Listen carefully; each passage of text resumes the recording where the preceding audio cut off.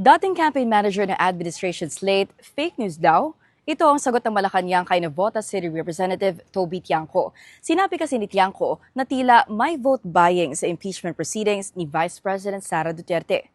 Ang Malacanang naman bumuelta at sinabing, Sino nagsabi niyan? Isa pong nagsabi, si Congressman Toby Tiangco. Yes.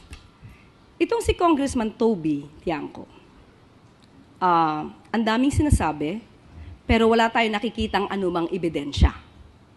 Sinabi niya na 1,000,000% na papanagutin ng Vice Presidente ang mga corrupt or gumawa ng anomalya sa pondo ng bayan, especially the flood control projects. Kaya ang hamon natin mismo kay Congressman Toby Tiangco para mapatunayan niya to.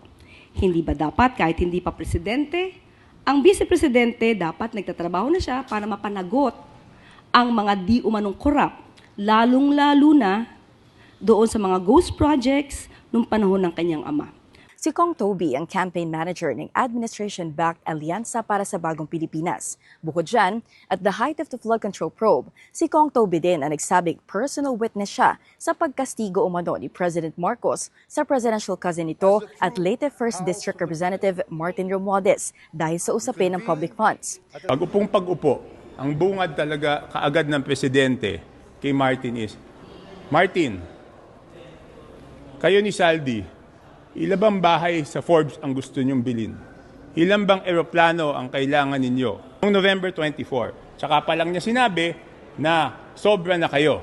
Lahat ng pera, kinukuha niya. Over the weekend, sinabi na rin ni Palace Press Officer Claire Castro sa kanyang personal vlog na hanggat walang pruweba si Tiangco na kayang panagutin ni VP Sara ang mga kurakot, mananatiling mapanlin lang ang kongresista. Ngayon, opisyal ng hinamo ng Malacanang si Tiangco na maglabas ng ebidensya at huwag maging source ng fake news. For Billionaire News Channel, this is Ivy Reyes. Follow our official channels for more. Bye!